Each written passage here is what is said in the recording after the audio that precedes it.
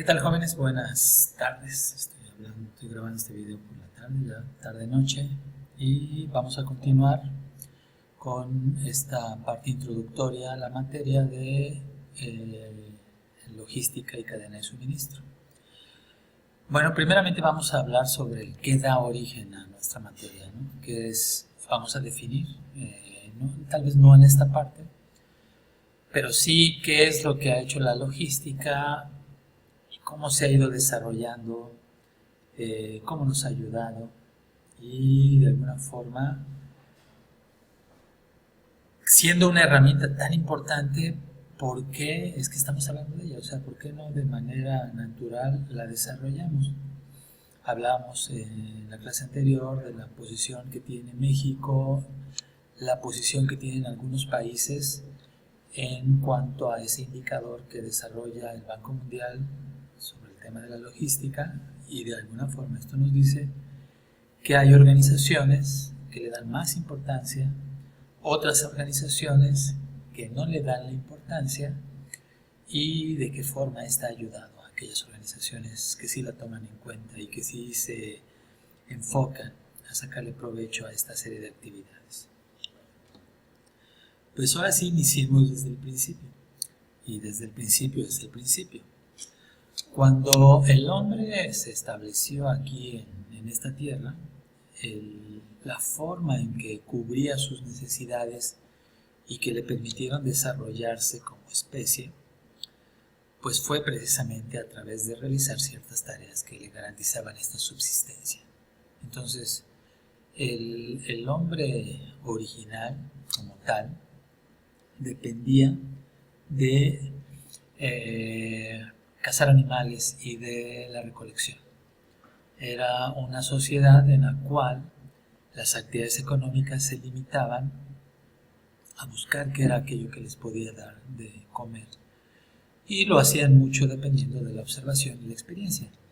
Entonces había ciertos animales que se facilitaban su caza, obviamente los buscaban. Había algunos otros que eran más complicados de poder cazar, mejor no los consideraban tanto, salvo que el suministro de carne fuera realmente interesante, ¿no? Entonces hacían lo necesario y desarrollaron su ingenio para facilitar esta caza y esta forma de subsistir. Cuando veían que algún fruto causaba que la persona que lo comía se muriera o se enfermara, pues lo evitaban. ¿Qué implica esto? Bueno, pues que la forma en que subsistían, había ciertas actividades que tenían que hacer, como por ejemplo, pues el hecho de tener que llevar sus implementos a cuesta, ¿no? Y eso implicaba la familia, implicaba donde dormían, los instrumentos con los que daban caza, no tenían un lugar fijo.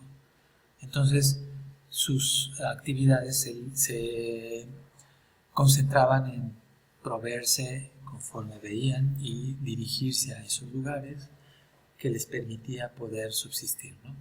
Y entonces el hombre se da cuenta que algunos animales se podían domesticar, no era necesario cazarlos, se facilitaba, había una relación con ellos, ya sea para subsistir o para ayudarles a la caza. Entonces descubre a sí mismo la agricultura, se da cuenta que su vida podía ser un poquito más fácil, a lo mejor no tan divertida, pero al momento en el que se da cuenta que algunas plantas se podían cosechar, se podían cultivar, se podían ir cuidando y podían garantizarles lo que era su sustento, entonces el hombre cambia la forma de vivir y las actividades que le dan sustento también se mueven. O sea, había que establecerse cerca de un río, había que ver en qué temporadas del año podían sembrar. Se daban cuenta que algunos lugares eran fáciles para poder desarrollar este tipo de actividades económicas, y su logística cambió. O sea, tuvieron que desarrollar alguna serie de implementos, tenían que ver que algunas cosas tenían que custodiarse, los animales, los frutos de la tierra. Algunas cosas se tenían que desplazar rápido porque se echaban a perder, no se desplazaban, se daban cuenta que a lo mejor había que cosechar el trigo, las manzanas para poderlas transportar, pero que si se les ocurría matar los animales era un lío transportarse, entonces era mejor llevarlos por su propio pie, venderlos y después sacrificarlos. Y entonces, siguiendo con esa evolución, se da cuenta que producía en exceso y que no era bueno para hacer todas las cosas. Las sociedades empiezan a especializarse, desarrollar algún tipo de economías de escala. Entonces se daba cuenta que a lo mejor lo que él producía era deseado por algunas otras personas o algunas otras organizaciones, y entonces se empieza a intercambiar. Y entonces la logística se vuelve a modificar. La serie de actividades que le permitían realizar estas tareas, pues tiene que cambiarse. Ahora necesitamos transportar. Necesitamos a lo mejor dirigirnos a un lugar en la que todos los compradores y los vendedores podamos concurrir a fin de que se facilite el intercambio. Vamos a desarrollar a lo mejor un medio de intercambio. La moneda se inventa, ¿no? Entonces, ¿cómo vamos a transportar todo el oro? O cómo vamos a transportar todas las semillas de cacao, que eran las monedas con las que podría ser, o las plumas, dependiendo, digamos, la cultura de la que estemos hablando, ¿no? Entonces, empieza a desarrollarse. Y obviamente, todo esto forma a lo que viene siendo la logística que vamos a ir viendo un poquito. Bueno, ahorita vamos a ver un evento histórico sumamente importante en la cual la logística tuvo un rol vital para que éste pudiera concretarse y para que permitiera a la sociedad, a la humanidad, dar un brinco, así como todo, y dar forma a las instituciones políticas y a los estados que hoy nos forman. Bueno, cuando digamos que durante el primer milenio, ya terminando el primer milenio, ya el cristianismo siendo una fuerza muy importante en lo que era el mundo antiguo, prácticamente lo que se conocía a finales del primer milenio, principios del segundo milenio, pues era la parte de Europa, esta parte norte de África y esta parte de Asia. Este es lo que el ser humano tenía conocimiento. Y se dan las cruzadas.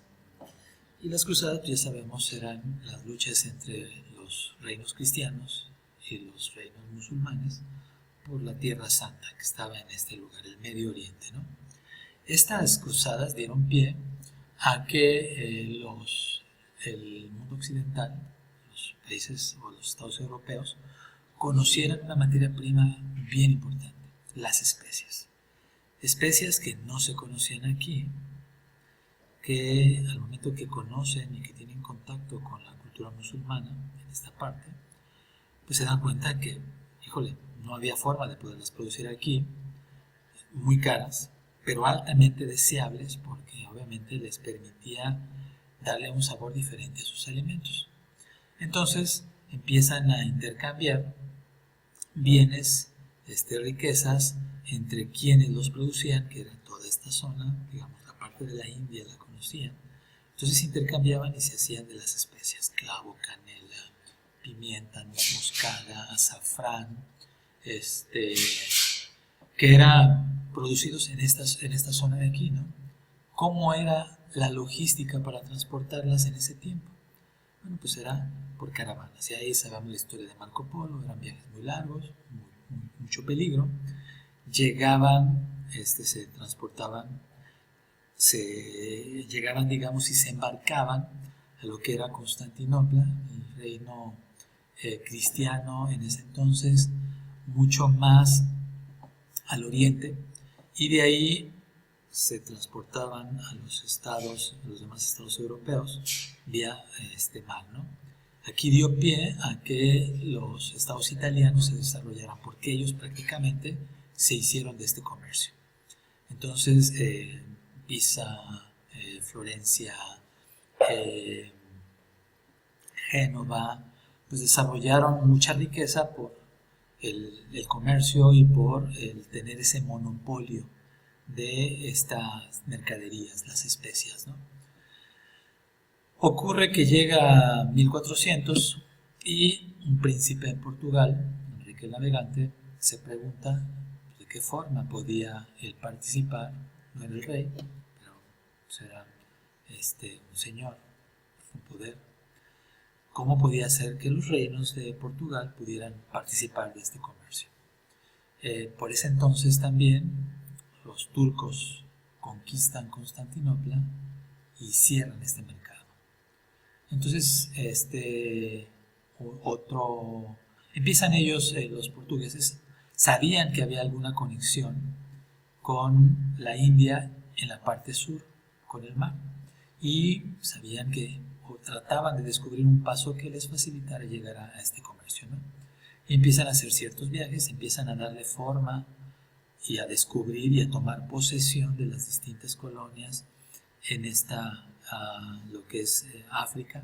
Se presenta otro navegante italiano que les propone a los portugueses, sabiendo su interés por hacerse de este comercio, les propone otra ruta. Ya el conocimiento de que la Tierra redonda se empezaba a difundir, se empezaba a aceptar. Había ciertos temores, no se había descubierto hasta qué punto, pero no lo hacen caso porque esta persona pedía mucho, ¿no? Colón. No le hacen caso, entonces va con los reyes españoles, digamos los reyes católicos, que eran los reyes de Castilla, no existía España como tal, y le hace la misma propuesta. En ese momento los reyes estaban, o digamos los reyes cristianos en la península ibérica estaban viendo cómo expulsar a los árabes de la península ibérica. Entonces no le hacen mucho caso a Colón. 1492 los españoles expulsan a los árabes y los portugueses logran dar la vuelta a África y llegan a la India. En el momento que los españoles expulsan a los árabes, llaman a Colón y lo financian para que pueda hacer este viaje, ¿no? Entonces se embarca Colón, nada más le falló el cálculo en el tamaño de la tierra, por lo mismo en el tiempo en el que iba a hacer este viaje, y le falla el cálculo porque nunca se imaginó que se iba a encontrar otra tierra, que representó para España la oportunidad de volverse una potencia mundial. El punto es de que una innovación logística, la necesidad de poder transportar, de poder llegar a otro mercado, de poder hacerse de otros clientes, otro suministro de materiales, dio pie precisamente a que se desarrollaran estos dos países, ¿no? Tanto Portugal como España. Y durante mucho tiempo se hicieron del poder económico que representaba tener el monopolio de estos mercados, ¿no? Ya sabemos la lotería que se sacaron los españoles, por lo que representó el oro, las diferentes materias primas, los materiales, los animales que se descubren aquí y que hizo que España se convirtiera en una potencia. Bueno, el punto es de que si la logística es tan importante, ¿por qué, y si ha formado la Tierra, por qué algunas organizaciones están tan limitadas? Un punto bien importante es porque la logística representa actividades costosas. Los costos de almacenaje y transporte consumen una buena parte del PIB mundial, aproximadamente el 12%. Sin embargo, hay formas de cómo gastarlo. Este presupuesto es importante, un 12% de los ingresos es algo significativo. Entonces, hay algunos países, si ustedes lo pueden ver en el reporte del Banco Mundial, que realizan estas actividades de una forma muy eficiente, que tienen costos logísticos 4 o 6%, y otros países que les cuesta mucho trabajo, por cuestiones culturales, por cuestiones geográficas, pero que de alguna forma lo pueden vencer, ¿sí?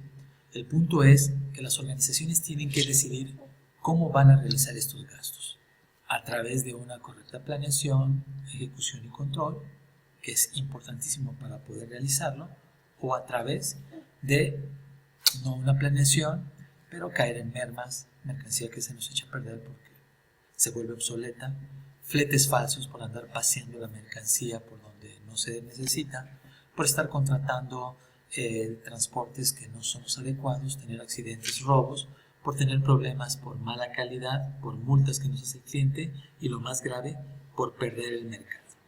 Entonces, al final de cuentas, las organizaciones persiguen y la logística ayuda a lograr estos distintos objetivos que los vamos a ver, pero que permite a las organizaciones sobresalir.